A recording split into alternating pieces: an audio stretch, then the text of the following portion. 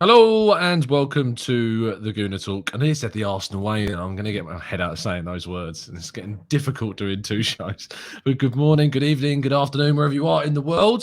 This is the Let's Talk Arsenal Fans series. We've not done one of these in a little while. No reason particularly, just haven't got round to finding a guest. But I've got a good one for you today. I'm very happy to be joined by Danny, the GFP from Bergkamp Wonderland. You all right, mate? You doing good? I'm very good, Tom. Thank you very much. How are you? Very good. Yes, you're following in the wake of Charles Watts and James Benge and Kevin Campbell and Lee Judges. I couldn't think of anyone better to follow them, to be honest, than your fine self. Wonderful people. I think the only one of them I haven't spoken to is James Benge. Maybe one day. Yeah, nice guy. Now at CBS, of course, and doing some good stuff over there with old Fabrizio Romano, of course, too. So there you go.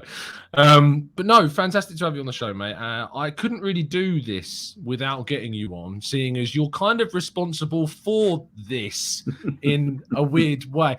I won't allude to that immediately for listeners that are like, what the hell is he talking about? Because we'll probably get to that point. But for those that don't know and have just tuned in, this Let's Talk Arsenal Fan series is basically a show in which we delve a little bit deeper into the minds of a recognisable face in the Arsenal fan base on the YouTube spheres. And we start off basically by asking you, Danny, how on earth did a Bergkamp Wonderland begin? Well, it was 2012, November. And a friend of mine called Gimli was, I was following him on Twitter, and I didn't know he had two Twitter accounts. He had his real name and he had this one. And I was listening to a podcast called the Steve Bald Collective, as in BALD, because Steve was bald. He's got no hair, but we don't care. Stevie Bald back in the days, and the George Graham days, wonderful player, centre-back. And then this Gimli bloke retweeted that they'd been on it, that retweeted the podcast. I went on it and heard it. The bloke who was on there was someone called Matt. And I had no idea who Matt was. And then so I replied to Gimli. I said, shame they can't sort, even then I'm moaning about audio. I said, shame they can't sort out their audio, terrible audio. And then the bloke who ran it. To moan about that. Yeah, started early. And then so he said, well, if you think you can do better, you come on. I said, well, fair enough then, because I was part of an online forum back in the day called Online Arsenal, and they were going to do their own podcast, and they said everybody send in an MP3 of you just talking. So I did my best Arsenal 11 and why, which I've still got somewhere, which I took off an old Nokia phone. So I went on there and he went, okay, so he did the show and he went, oh, that was all right. And I said, okay. And he said, would you like to come on again? And he'd already had, I think Gav had been on, and Gav Shewar, Jeff Arsenal might have been on there before. And then I found out that this Gimli bloke was this Matt bloke. They're the same person. He said, well, you didn't know it was me. I said, well, I never heard you talk, have I? So then we went and did that for a little while, and we got some of our friends on, Steve Lord Hillwood, and I think Amanda was on there and a few others. And then Steve was ill, so he asked us to take it over for a while. And I'd only been doing it for a little while. So that was in the late November I went on it. And by the beginning of January, me and Gimli were running it because Steve was away doing one thing or another. And then we took it from getting 4 or 5. This is in the day when there was almost no Arsenal podcasts. I've got a list of I had to look because I've got a little database of Arsenal podcasts. And the oldest one that I can find was 2006 Arsblog, 2008 The Online Gooner, and then 2009 The Arsenal Review. Then It's Up for Grabs Now, which later went on to be the Tuesday Club, and then Arsenal America, and then Bergkamp Wonderland. But before that, and obviously it was the Steve Ball Collective. And so then we started doing it and got it from 400 or 500 listens per show, because this was MP3 only. I mean, iTunes only. Ended up getting it's like 10 or 15,000 within 2 or 3 months of us getting our friends on from Twitter. Yeah. And then Steve had the ump and said, you're trying to take over my podcast. And we said, no, we're not taking it over. You're not here. And then this went on and on and on, and lots of stuff going. I said to Gimli, probably in about April, I rang up one morning and said, I'm leaving. I'm not doing this anymore. I'm not going to spend all this time doing a podcast only for this bloke to then moan at us that we're taking over his podcast. And he went, I told him I was quitting last night. I said, well, I've told him today. He said, well, let's start our own podcast then. So we did. And we had a little chat. And we used one of his old Twitter accounts that had about 5,000 or 6,000 followers. And we said, what are we going to call it? And I said, well, what's the best Arsenal song? And so we went through a few of them. I said, I really like Walking in the Bergkamp Wonderland. And that's how it started. And then we asked 5 of our friends. There was Jeff Arsenal. There was Steve Lord Hillwood. There was the now famous FK from the Latte Club. Firm. Yes, Latte Firm. There's Venezuela John, whose name we are not allowed to mention. And who else? That's 4, 5, 6. There's always one I forget. I can't remember who it is now. Is it Gimli? Or... There's me, Gimli, Jeff, Steve, FK. Raj? No, Raj come later. Oh. There was one other one. Terrible. I knew I'd forget. I knew I should have wrote these down because I knew I'd forget it. But I don't know who it was. But anyway, so we all started doing it like that. And we said, we're going to start it. So June 2013, we did our first show. And that was back in the days when every Thursday, we'd have 7 people, usually all on the podcast at the same time. And it was unorganized chaos at times, but people liked it. And then that's how it all started. It's crazy to think that a podcast with 7 people can work, although it's kind of a dysfunctional work in a way. But you've got people on there that, as you say, on Twitter are very much well known, like Jeff, for instance, ridiculous amounts of followers on Twitter, and obviously Raj, you later came into with a similar kind of level of followership, and you're looking at FK now with Latte Firm, of course, too, and his level of followership. And it seemed to be kind of a collective of some of the biggest Twitter accounts, and now obviously Bergkamp Wonderland was growing at the same time, and that account was gaining momentum as well.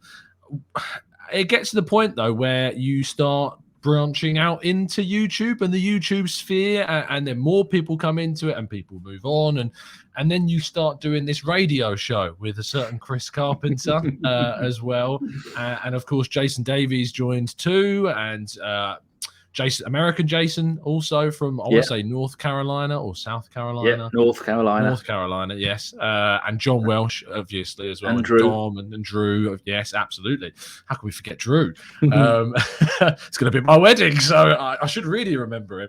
But when it comes to the radio show, that was kind of where I first got involved with more of it. I mean, my introduction to it was basically, I listened to the...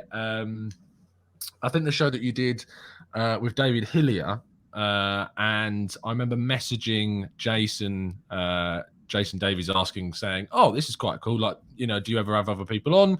And I think Jason said he was going to have a word with you about coming on a show, and then we're doing the radio show at that point, and we're like, I'll just jump on for one of those shows.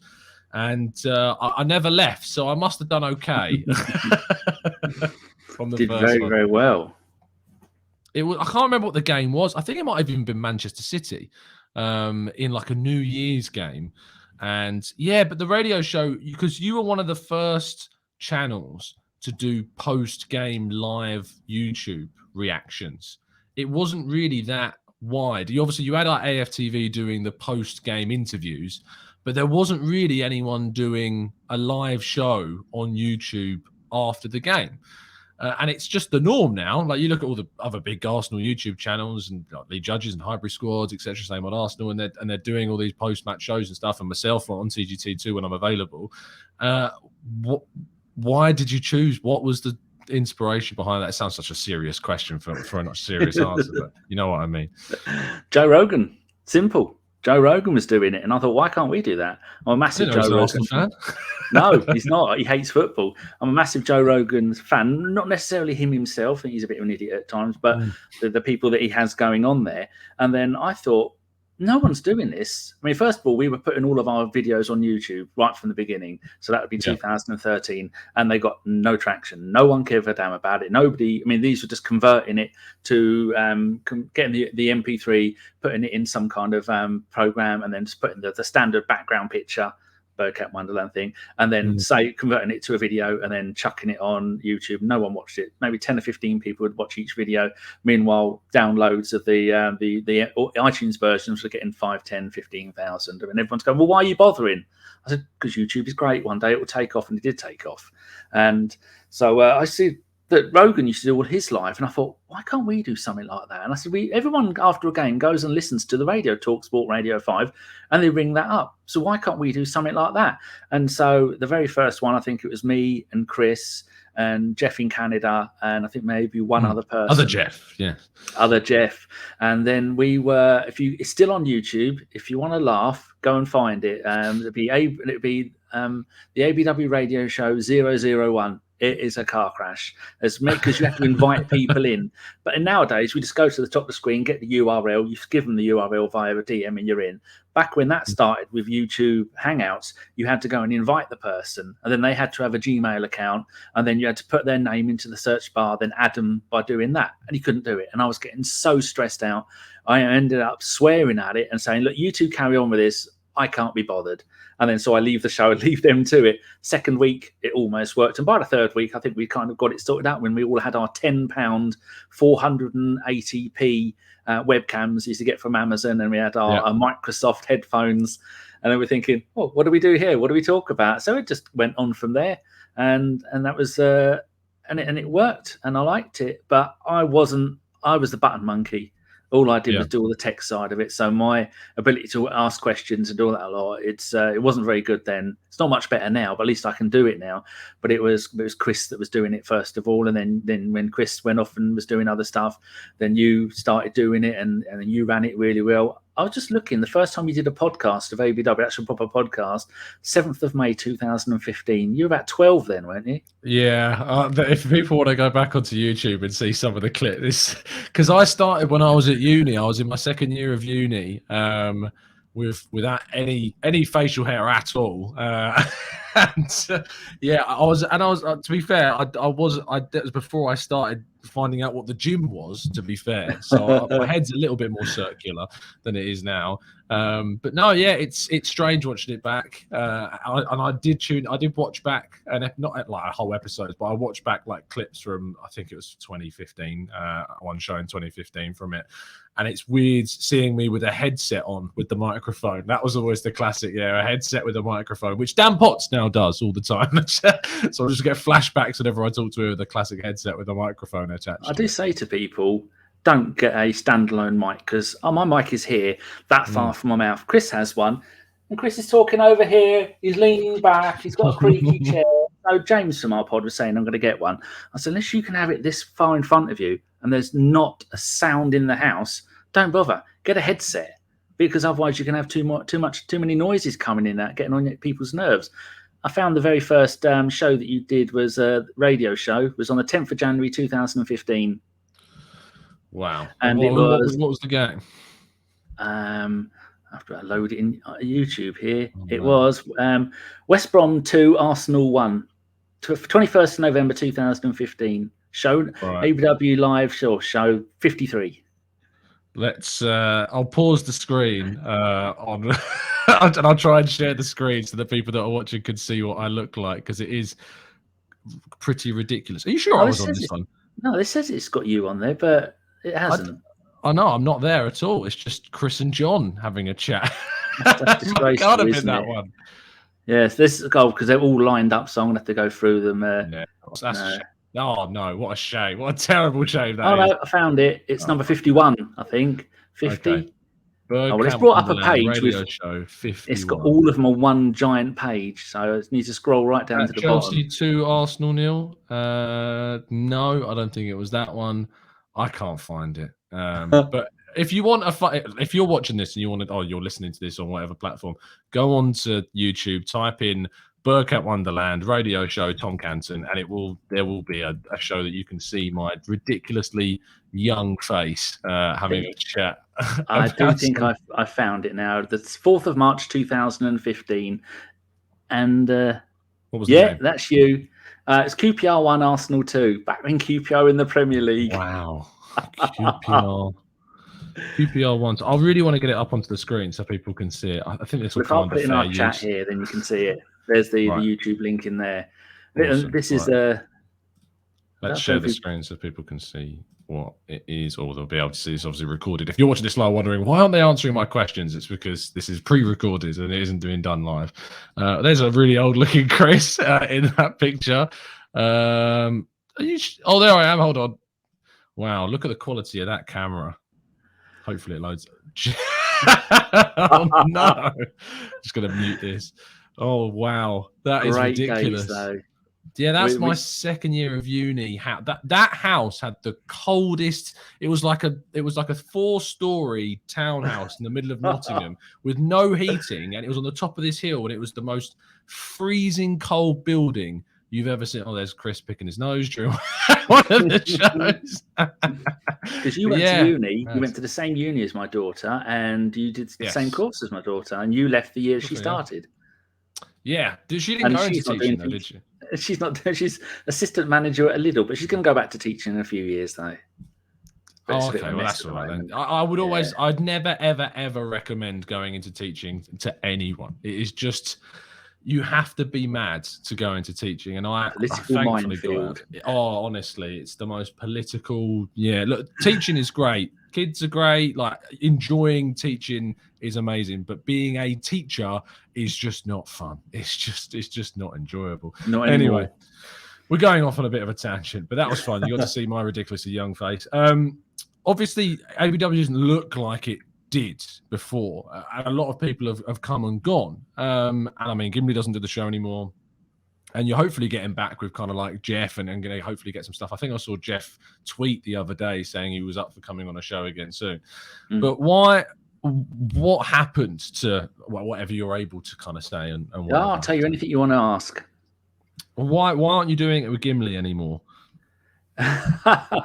He was notoriously, and he won't mind me saying, he won't be listening, but he was notoriously like to have a few beers and some herbal stuff during shows, and that just got the better of him at times. And then there's this thing called pod fever. And pod fever, like, you know, when you first start, you want to do all the shows every single time. You want to do non-stop, as many as possible. You want to do them. And then over the years, that's gradually declined. Some people, it declines really quickly. And some people, like me, it never really declines.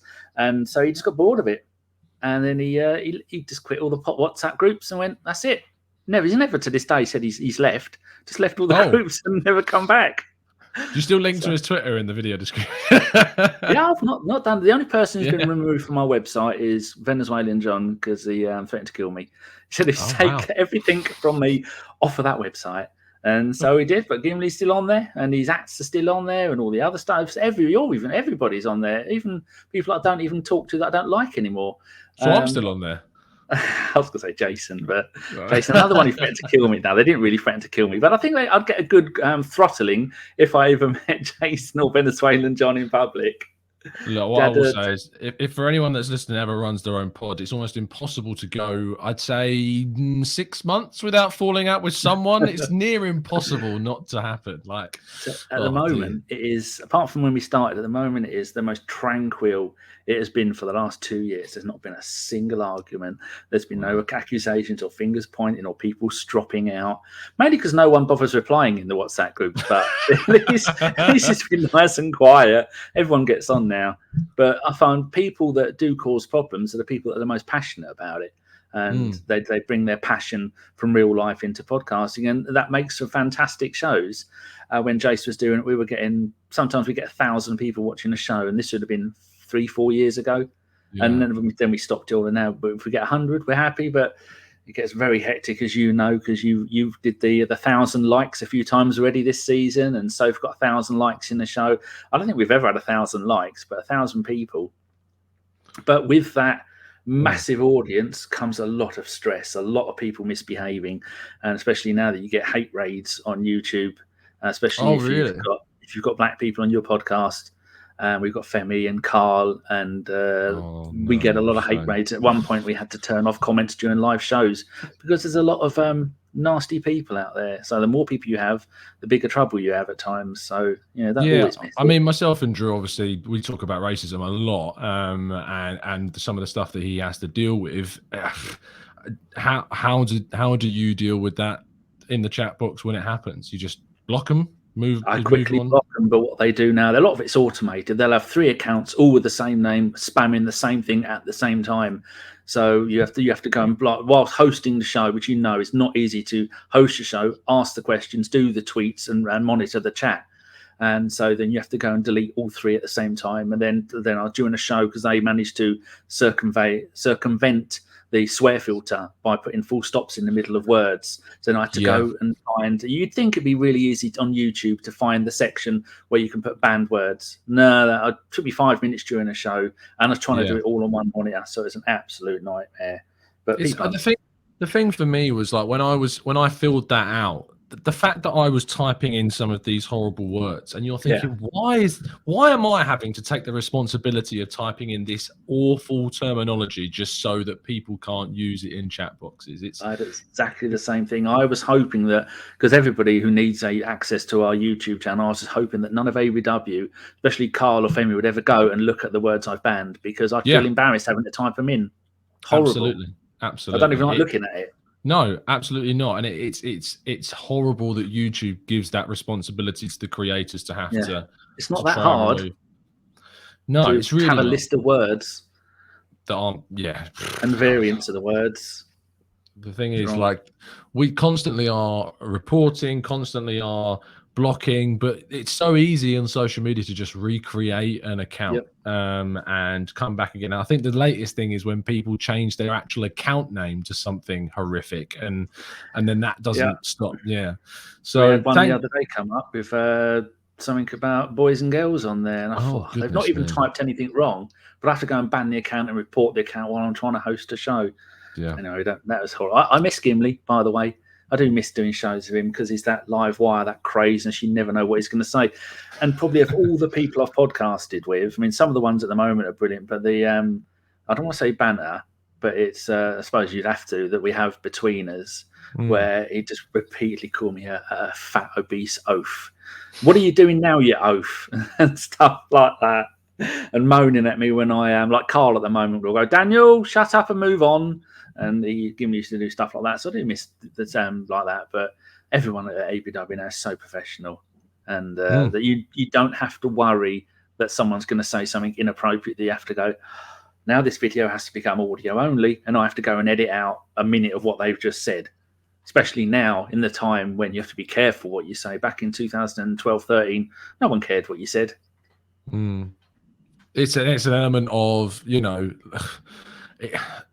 I'm trying to word it in the right way yourself. Like, I'm sitting here now in 2022 trying to word something in the correct way, but like, obviously it's a positive thing that we're trying to be more careful about, and you get more educated and you learn what is and what isn't offensive.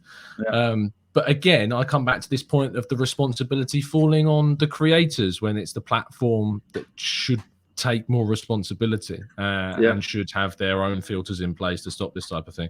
How are you finding kind of 2022 Bergkamp Wonderland then? You said that it's way more professional, and kind of, you got people that you can trust and rely on to say not going to say anything that's going to shake the hornet's nest sort of thing. But are you still enjoying it all 9 years later? Yeah, I mean, saying people I could trust, the only two people ever that used to come on, there's three: Funky Chris, who's a nightmare, Gimli, and Gav when he's had 20 pints of shandy. They're the three that you'd have to go. And occasionally Jeff Arsenal, when he'd go to unmute himself and he'd put his cam on, and you go, Jeff, you're just showing your face. Right, that's another one that's not a video, because we all know what Jeff looks like. But he doesn't want anyone else to.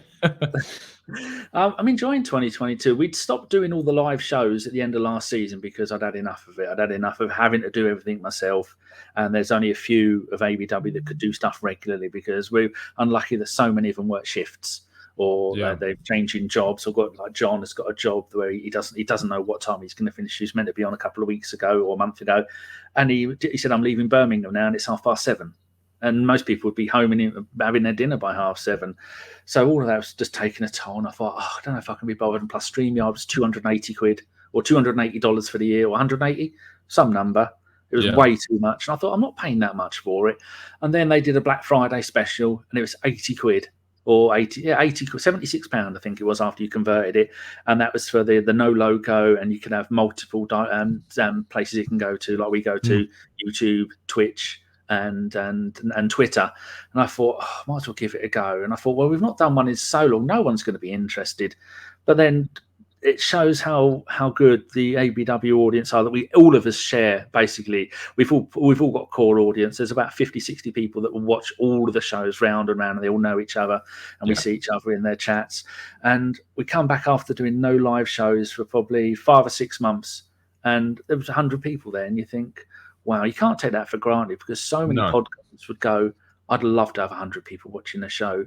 And then we had 400 and something people watching the transfer deadline day show. And I thought, I can't take that for granted. People obviously like it. And I think we do offer I noticed there's something you've added into your podcast in the last few years. A little bit of there's more Tom in there. There's more jokey Tom, because you were very serious, and then the real Tom has stuck his head above the parapet. Not the swearing one.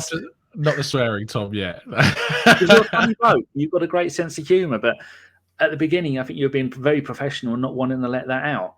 I think, look, from my perspective, obviously, when I took over TGT from Craig, there was I'm very different to Craig. Me and Craig are very different, and like what he did with TGT at the beginning was very much his approach to things, and he would have, you know, Claude and DT and a lot of people from AFTV Troops would be on, and myself and Wayne and Mems all came on, and I wasn't really in the AFTV kind of sphere or in that kind of avenue, and I always kind of looked at it from the analytical perspective. So when I took over the channel, I was like, okay, well, I'm probably going to go in a different direction, which is really tough because obviously Craig's built up this established community and a load of people that are used to what Craig is producing and really enjoy what Craig was producing. So, and I don't want to just be a copycat of what Craig has done and try and pretend to be someone I'm not. So when I did that, the fact that people would stay on and then you gradually add more people or people leave that because they're not, you know, and they're not comfortable, and then they're very happy when Same Old Arsenal comes back and Craig produces his own show and they can go over there, or people can stay here. That when you are logging on, you're seeing the same faces every single week. As you say, it's something that you can't take for granted at all, because it's having a community, and you see it whenever you go into other people's channels. You see the same people pop up because they've followed you over, or you see the same people because it's the people that watch their channel. And yeah, it's something that you shouldn't and can't really take for granted, having that kind of base community at every single level. It is, and then people see you on other podcasts, like especially when you go on the Gooners podcast with Mike. And there was a great comment the other day. There was me and Sophie were in the chat. I think you were in the chat as well. It was when they did. I think it was Mike and Andy and Mike was on. Both Mike. Oh, all three of us were. Yeah. And they were both Mikes. And in the chat box, someone put, "Am I the only one in here that doesn't own a podcast?" That's a really nice thing. I don't like to use the word community because none of us live together, but the Arsenal podcast online online community. There is a very tight-knit group of all of us, and we all go on each other's podcasts. And some people complain about that it's an unbreakable inner circle, but it's not. All of us have new people on. Like we share, like one of my favourite people that you have on yours is French. Magnificent guest, and I've been trying to get him on for a while, but he's been busy swan songing around the world, having fun. Now he is. You say I'm funny, he's on a different level. He is, yeah. And good luck to him, because he's going. I said to him one day, "You come to Cambridge, and I'll come up and see him do it." I bet his humour is very harsh on certain aspects of life. But there's loads of people that we all share, and we all discover new people. Like you discovered French, and Mike, and that lot. Owen. Discovered Owen, and Mike Hernandez and Jared and all these other people that are on there, and the regulars that you have on yours. And then Sophie made her debut on ABW, and she tries to embarrass me, which I like, and she says, "Oh, if it wasn't for them, then I might not be doing this now." I think that's really nice, the fact that everyone all gets on, even when you left ABW.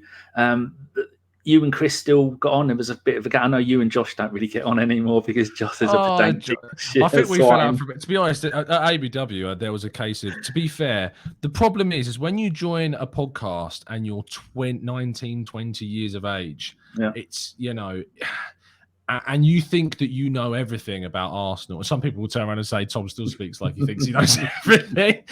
But it's, you know, and then you're thrown into like a brand new group where you're the new guy, and there's established people there. They're a lot older than you, and you know, I've got kind of that attachment that you don't have. It's always going to be tough, and I think it's like joining a new school. Yeah, absolutely. And you know, I think I very much approached it like I didn't really want to go in kind of bottom of the barrel, even though you are bottom of the barrel. But yeah, it was always going to be tough, and Arsenal's such a volatile environment anyway, with so many different peak Wenger. Yeah, exactly. It was peak Wenger out as well. The decade of drought. It really, it was awful. It was an awful time to be an Arsenal fan, to be honest. And yet it was the time in which the most viewership or the most channels started to spawn during that period. So, and look, I think I've spoken to Josh since. I think I haven't blocked on Twitter, though. I'm pretty sure I do. That's understandable. He's pedantic. When he told me what he did, he was smiling. He Yeah, I knew bet he he was did. winding you up. I bet he did, because the people know they can wind me up, so they do it, and then they're like surprised when I block. They're like, "Why did you block me?" I was like, "You know why I blocked you. Yeah. You know what you were doing." Yeah, it is what it is. At the end of the day, like, it's just one of those things. You're never going to get on with everyone, but as you said, for the 99%, it's like it is such a good community. But I agree with you. It is weird when you get that perception that people feel it's an inner circle, or that people can't break into it. I see content creators sometimes, especially new channels. I don't think new channels appreciate the difficulty it takes to kind of break into this market, and they find it quite surprising when they're not necessarily getting views, no matter kind of how good your videos are, or your production is, or your thumbnails are, or your audio quality is. Like, if you are not doing anything different to what is already out there, it's so hard to break into kind of that, so that you get that established audience, if you know what I mean.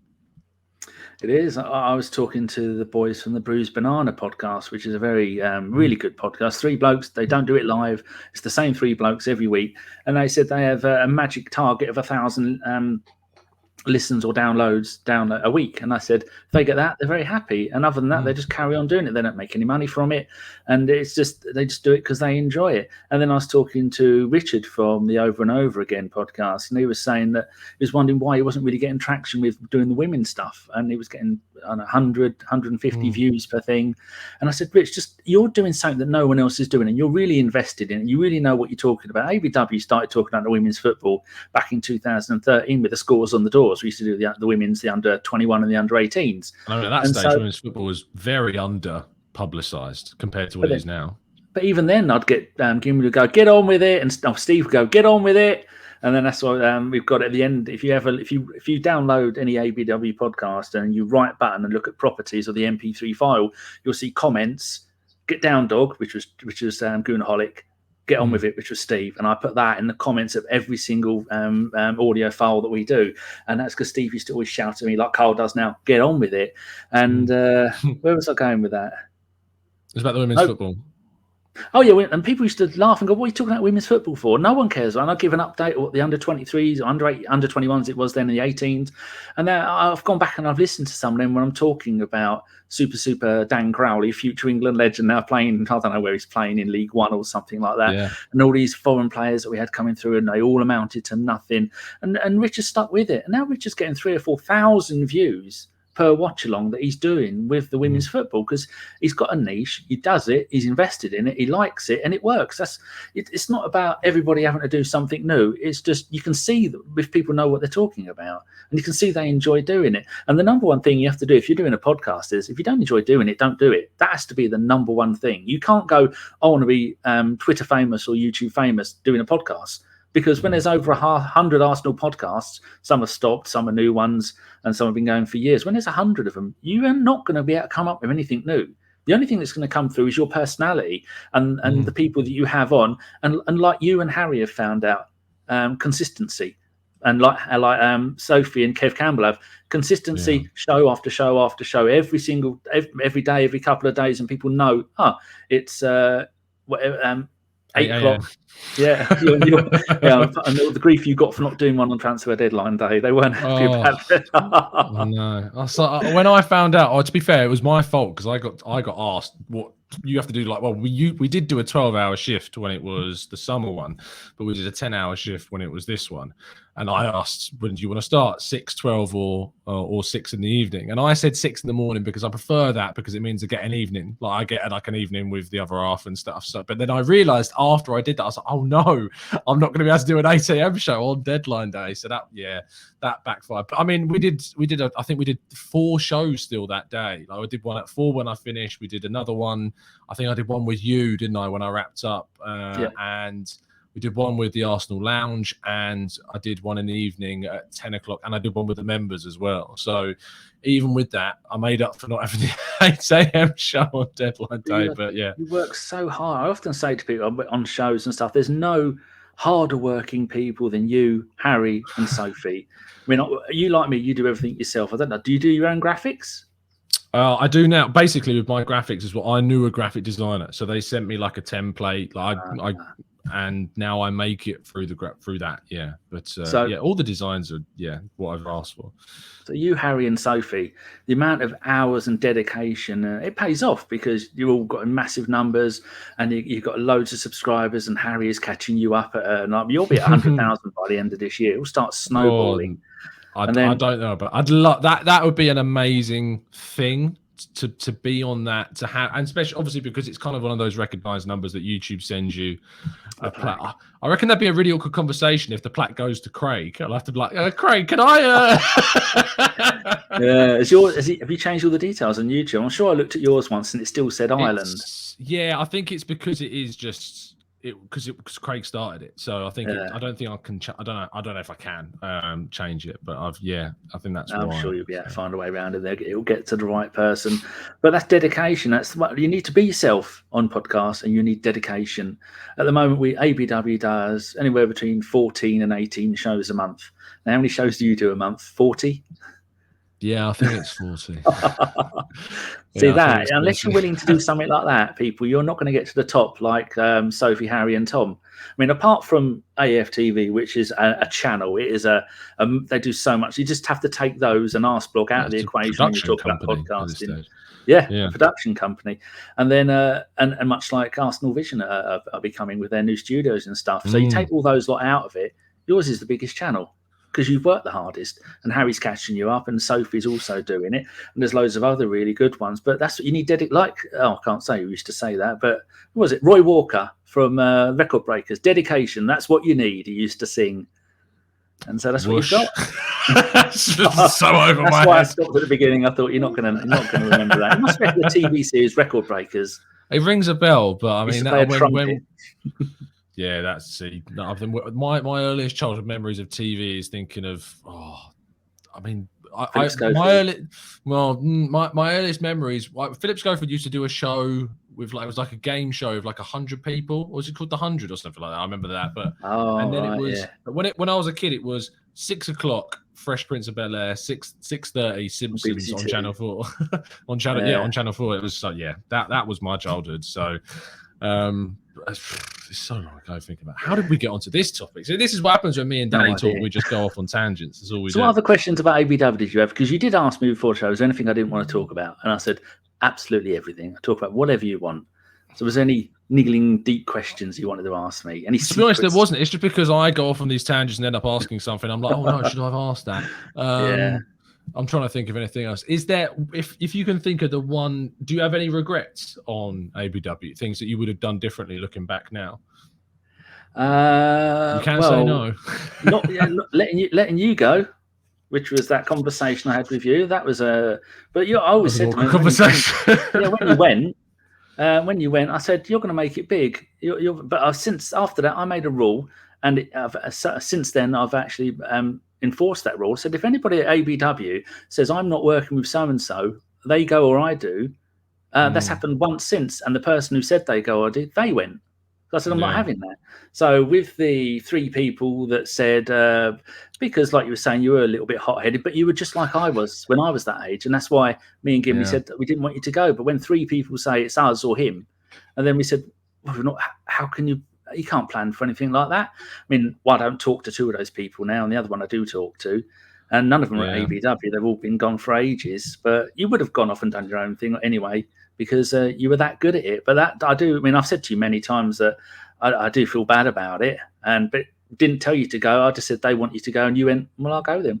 So it was your own decision. You could have stayed and had arguments with them, but like you were saying, you were young and hot-headed. And it wasn't even anything to do with ABW, the reason why you left, was it? It was you were right in what you said. And it was Chris's podcast. I can't remember. I think the podcast had been moved to accommodate somebody else. And you went, well, I was set up and ready to go for this. That's not really right that you're moving it. And Chris said, yeah, okay. And Chris had no hard feelings about it, but the others used it as an excuse to get the new bloke who was good at the podcast and he was good at doing the radio show. And I reckon they felt a little bit threatened, or they could have felt threatened, because they could see you were really good. So that's probably one of the only regrets. That's really nice of you to say. But no, it's look. I honestly, I forgot about any of it, and I mean, you know, at the time, I mean, if listeners, if I held anything against Danny, he wouldn't be here right now. So clearly we were fine. But yeah, look, I understand that when I was that age, it was as a case of being, you know, hot-headed, very passionate about Arsenal, very forthright with your opinions. I wasn't like I am now, where I'm very much, look, if we're not going to agree, I'm just going to say agree to disagree. And I do it a lot. I do it a lot now because of back then that. You wouldn't. Yeah, back then it was, no, you're wrong. No, but you were right. That's the annoying thing. You were right. And the bloke who owned that, the football hipsters, I think it was, he didn't hold anything against you. No, none of them lot did. John didn't, Josh didn't, Chris didn't. Whoever else the rest of them were, none of them really cared. It's just one of those things, like, and I mean, at the end of the day, it's I mean, the best thing has happened after it, and I say I probably wouldn't be doing this. I might not be working in football full time if I hadn't left there. Who knows? Like, I could still be teaching. You're still teaching. Yeah, imagine that. But yeah, no, look, you never, as I say, I'm sure that there's no one listening to this who has never fallen out with someone. It's just part of life. You do it, and I saw Jason Davies at the Tollington before the Aston Villa game. We haven't spoken since that moment where we fell out, like, properly. I think I blocked him on Twitter, and he called me out on it straight away. And he was like, "You blocked me on Twitter," and I was like, "Yeah, I did, didn't I?" Was this when you met him at the game? Yeah, before the Aston Villa game early in the season. 5 years. I genuinely hadn't spoken for 5 years, and that was the first time. And like, he is a lovely bloke, and then I'm going, this is my fiance, and I'm now introducing this guy to the person I'm getting married. And it's a case of, look, when you meet someone in real life, it's very different to when you speak to them across the internet. And it's mad that people do treat that so differently, because when you do meet someone in real life that you're, say, not spoken to because of an internet squabble, you act like adults, you know, and you just get on with it and you talk. And to be honest, we had a really good conversation. And there's always been times, and Simon Collins was there, and Neil was there, people that I'd not seen or really spoken to in ages either. So it's great catching up and reliving. But yeah, look, you're always going to fall out. And I mean, I left ABW because, as you said, people didn't really want me there at the time. And I was three out of about 10. Yeah, but you know, enough that I was like, look, fine, I'll just go and do my own thing. And I think at that moment anyway, Craig had said, do you want to come and do TGT? Like, come on with me regularly. So I was like, look, you know, it's not like I'm not going to not do anything, so I might as well just take the chance. So yeah, but it's I think it's worked out in the end for both of us quite well, Danny. So you know, I do quite miss podcasting with Gimli and Jason as well, because they are such characters that sometimes you do need that. But it's like when the greatest actors are the ones, like you look at the bloke, I can't remember his name, big fat bloke, died when they were filming Gladiator, English bloke, used to drink a lot. I can't remember his name. I don't know why I'm expecting you to remember. But there's been so many of these great actors that are alcoholics or drug addicts, and they were they'd go out and they'd get drunk and they'd smash the restaurants up, or they'd hit cameramen, but they were the best actors, and they're the ones that when they were concentrating on doing their acting, they were the ones that are most memorable. And I think people like that, they're really good to have, but then they're also quite volatile at times, and both of those two were. But I do miss podcasting, the pair of them. But sometimes it was you can't have someone using the C word at the guests, at the officials, at the owners, and then offering out fights to the people in the chat. You can't have that week after week on a podcast, because then you tend to get 20 or 30 thumbs down for a podcast. And you may make, I don't know, sometimes 150 quid a month in people giving you money.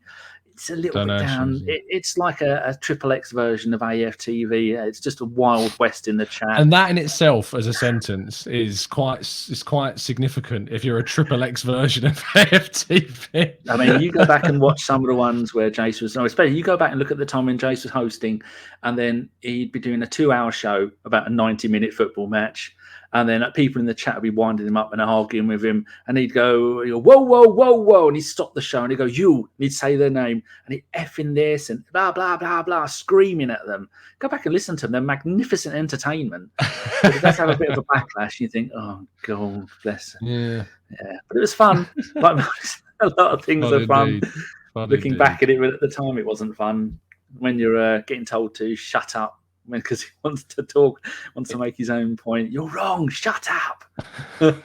When you've got other podcasters DMing you and going, how are you letting someone speak to you like that on your own podcast? Like Craig did to me a couple of times. You think maybe this isn't all for the good, but it's all in the past. We're all still here, and it's really good at the moment. There's like I said earlier, I've not had a single disagreement in 2 years in our WhatsApp groups.